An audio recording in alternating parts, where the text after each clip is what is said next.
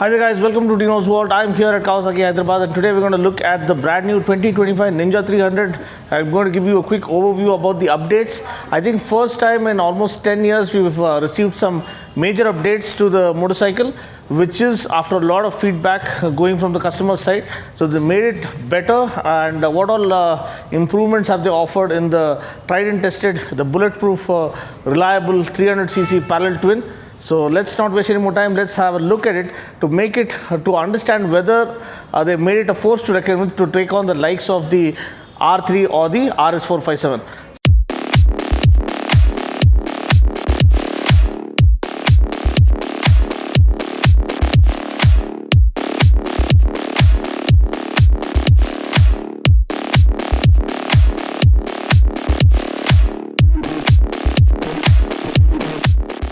Parked right behind me, we have all the three colors here. This is one of the colors. This is, I think, the candy lime green, and then you also have this moon dust gray, and you also have the lime green color. All three colors are being featured, and the stock is piled up here for on the spot delivery for those who are interested to procure the 300, the most reliable 300cc bike. So first of all, the updates. Now you get projector headlamps up front, twin projectors. These are not LEDs, so these are standard projector lamps. You get a taller windscreen, and you also get stickier MRF Nilo grip tires is what they claim. So these are the updates, and rest of it all remains more or less the same. So the same 296cc parallel twin that puts out around 39 PS of max power and 26 Nm of max torque, a 6-speed gearbox. You get the same part digital, part analog cluster.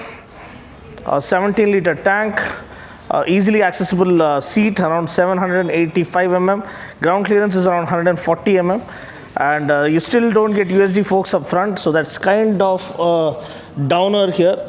So having updated it, they could have given it USD forks to, make it a force to reckon with to take on the competition head on, because almost the R3 gets USD forks, the RS457 is loaded with all the electronics. I think it was about time the 300 also featured USD forks, but that's not the case. But the engine is the gem of an engine. That's the star of the show. It is extremely refined, high revving engine, and it gets dual throttle valves just like the ZX10R and the ZX6R, which means high revving performance, better combustion efficiency, and better fuel economy in this price segment and in this class. So as of now, as you can see, which is your favorite color? I kind of still feel the regular lime green is the most vibrant, and people who want a nice and classy, elegant color, I think the moon dust gray looks very classy, very unique for those who are fed up with the same green theme. So this is the lime green, the same theme that you see on the ZX10R. We also have the 10Rs here, both the machines screaming pure power and pure persona, kind of intriguing me to, or beckoning me to get one for myself, but not now. I think we have a little more planning to do, and we also have the 1100 SX on display, and we also have the Versus 1100. But for now, we're going to have a look at the Ninja 300. As I told you, the disc is around 290 mm disc. These are pedal discs, front and rear. You get endurance disc brakes, so not the finest in class. You do get 37 mm telescopic forks. Again, dual channel ABS is offered, and maybe a 140 section Nilo grip zapper tires. Again, these don't do justice to the kind of powertrain that's on offer, because it's a screaming parallel twin, and maybe they could have offered a more better quality radial tires, front and rear. The handlebar, again, the riding posture is well sorted. You can see clip-ons for very upright seating posture. Engine kill switch, the basic switch gear is offered along with a high beam flasher. No adjustment for the clutch or the brake, and I think this one is not connected, so we'll have a look at this one. I told you, the tank offers 17 liters of tank range, which is pretty neat. And as you can see here, the analog cluster, part digital, part analog cluster still looks very, very clean and neatly put together, because the rev counter in the center with the needle climbing up gives you a lot of adrenaline as you rev the engine all the way to the red line. It all revs all the way up to 13,000 RPM. That's the high revving capability of this engine, courtesy of the dual throttle valve tech. Again, the digital console reads the speedometer, the odometer, the clock, the fuel gauge, and other relevant info. Let's quickly listen to the exhaust note. Very refined engine. The pillion seat is not very much usable. You still have these kind of gill type vents right over here for allowing the radiator to blow the hot air away from the legs. Let's listen to the exhaust note.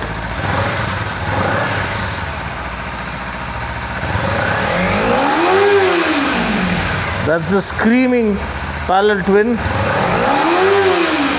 that you can expect. Still one of the finest engines in its class. It's around 3.43 lakhs, I believe, ex-showroom, and that's pretty much it. So let's ride the bike to see whether the overall ride feel has improved. Overall fit and finish, I think better quality foot pegs, the brake lever, everything seems top notch now when compared to prior. The overall fit and finish build quality of the bike, when it comes to attention to detail, seems to have been improved. So it still is a CKD, and that's pretty much it. Let's go ride the bike and let's see what kind of ride feel it has on offer. Okay guys, so now that I've given you an overview of the motorcycle, let's ride and see whether the overall ride feel of the new 2025 Ninja 300 has changed somewhat or not.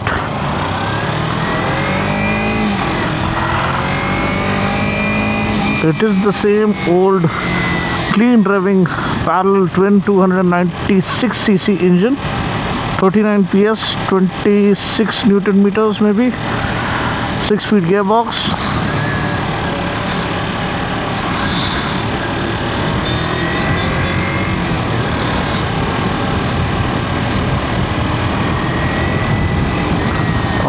Suspension, everything feels on point.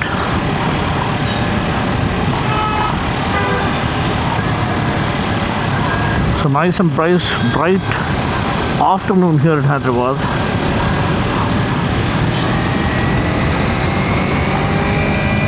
Ooh la la, what a refinement. Zero vibrations whatsoever. The taller windscreen does help in fending off wind blast. The lights need to be tested, projector lamps, whether they offer better light spread or not.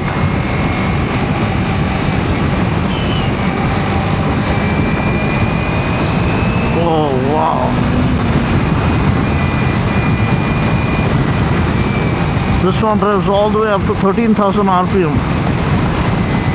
The dual throttle valve tech borrowed from the ZX-10R and the 6R. Oh, the Activa madam is flying. Jokes apart now, back to the motorcycle. This thing is incredibly awesome as always. The tires could have been better. They just don't give you the kind of confidence to push this gem of an engine to its limits.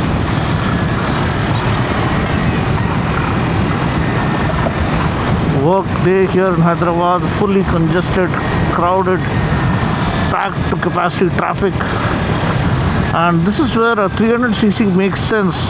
If you have a liter class, you'll be stuck in the first gear all along, but 300cc is so versatile. You can ride it on the highways, you can go out on track days, you can ride it to your office.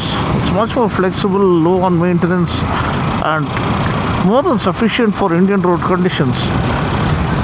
Anything about 300 or 400cc seems to be an overkill for city conditions, because seldom do you go past the first gear. My 6R used to go up to around 130-ish something in the first gear. The 10R used to do up to close to 160 on the first gear. Where is the time to shift up to second even? So the Lita class bikes, it's all about just weekend rides or fulfilling your passion for motorcycles, just going on empty stretches. But if you want a daily driver, a do-it-all machine, I think the 300 to 400cc class is the sweet spot for the average Indian bike lover.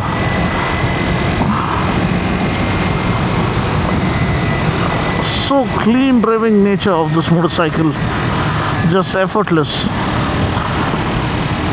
So it should have gotten USD forks, so that's a miss. It should have gotten LED lighting, that's another miss. But apart from that, 3.43 lakhs ex showroom seems a little bit over the top. I understand that it is worth every penny for this engine. The engine itself is an absolute gem.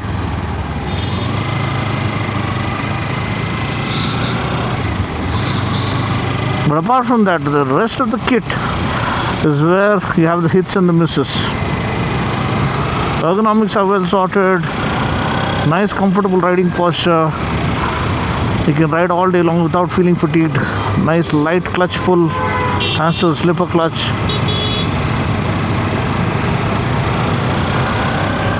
And basically the refinement,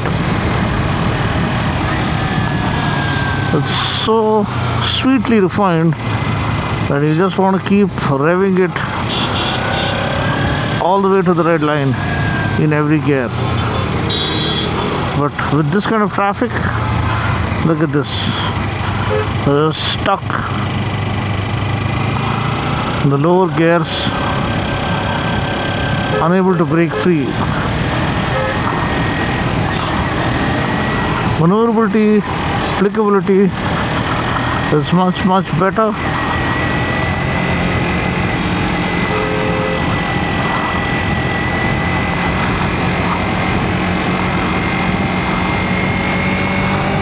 Thar guy seems to be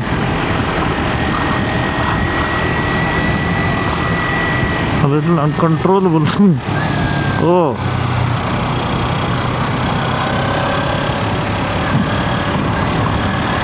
the Nixon guy gets on now. But anyway, overall the motorcycle feels like a good all-rounder. And if you're looking for one bike to do it all, this one can do it all for you with decent mileage, close to around 28 kmpl if you ride it sensibly. Well, that's pretty much it. If you like what you see and want to see more pure automobile content, stay tuned for more action right here at I'll catch you guys in the next video. Until then, take care, God bless, and ride safe.